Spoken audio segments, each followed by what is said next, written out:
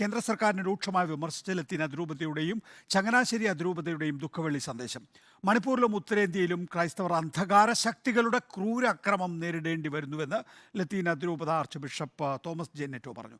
രാജ്യത്തെ മതാധിഷ്ഠിത വിവേചനം നല്ലതല്ല, പൗരത്വ നിയമത്തിനെതിരെ ഒന്നിക്കണമെന്നും ബിഷപ്പ് ആഹ്വാനം ചെയ്തു. ഇന്ത്യൻ ഭരണഘടന വാഗ്ദാനം ചെയ്യുന്ന ന്യൂനപക്ഷ അവകാശങ്ങൾ, മതസ്വാതന്ത്ര്യം, സംസാര സ്വാതന്ത്ര്യം തുടങ്ങിയവ സംരക്ഷിക്കപ്പെടുവാൻ ക്രൈസ്തവരായി നാം ഒരുമിച്ച് യാത്ര ചെയ്യേണ്ടവരാണ്. കൂടാതെ രാജ്യത്തിൻ്റെ വിവിധ ഭാഗങ്ങളിൽ, പ്രത്യേകിച്ച് മണിപ്പൂരിലും ഉത്തരേന്ത്യയിലും ക്രൈസ്തവർക്കെതിരെ അതിക്രൂരമായ മർദ്ദനങ്ങൾ അന്ധകാര ശക്തികളിൽ നിന്ന് നേരിടേണ്ടി വരുന്നു. ഇവയ്ക്കെല്ലാം കാരണമായി തീരുന്ന ചിദ്രശക്തികൾക്കെതിരെ നിലപാടുകൾ സ്വീകരിക്കേണ്ടതിൻ്റെ ആവശ്യകത ഇന്ന് നാം തിരിച്ചറിയണം. നമ്മെപ്പോലെ തുല്യവേദന അനുഭവിക്കുന്ന സഹോദരങ്ങളോടൊപ്പവും നാം യാത്ര ചെയ്യേണ്ടതുണ്ട്.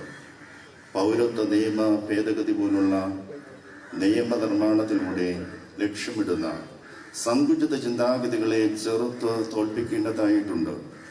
ഒരു മതേതര ജനാധിപത്യ സംവിധാനത്തിൽ മത അധിഷ്ഠിത വിഭാഗീയത സംജാതമാക്കുവാൻ നിഗൂഢമായി ലക്ഷ്യമിടുന്നത് ഇന്ന് നാം തിരിച്ചറിയണം. മതത്തിൻ്റെയും വർഗത്തിൻ്റെയും പേരിൽ ജനങ്ങളെ ഭയപ്പെടുത്തുന്ന ശക്തികളോട് ജാഗ്രത വേണമെന്ന് ചങ്ങനാശ്ശേരി അതിരൂപത സഹായമെത്രാൻ ഫാദർ തോമസ് തറയിലും മുന്നറിയിപ്പ് നൽകി.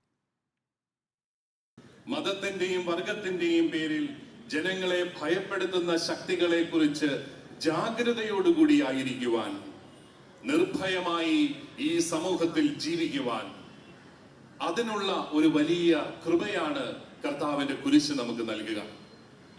ഭയത്തോടുകൂടി ഒരു മനുഷ്യനെങ്കിലും, ഒരുപക്ഷെ ഒരു രാജ്യത്തിലെ ഏറ്റവും ദുർബലനായ ഒരു മനുഷ്യനെങ്കിലും ഭയപ്പെട്ടാണ് ജീവിക്കുന്നതെങ്കിൽ അത് ആ രാജ്യത്തിന്റെ മുഴുവൻ പരാജയമായിട്ട് കരുതുവാൻ നമുക്ക് സാധിക്കണം. അവിടെയാണ് നമുക്ക് ടാഗോറിനെ പോലെ പ്രാർത്ഥിക്കേണ്ടത്. എവിടെ മനസ്സ് നിർഭയത്വത്തോടുകൂടി ആയിരിക്കാൻ ആഗ്രഹിക്കുന്നുവോ ആ സ്വാതന്ത്ര്യത്തിന്റെ സ്വർഗത്തിലേക്ക് എന്നെ നയിക്കണമേ എന്ന്.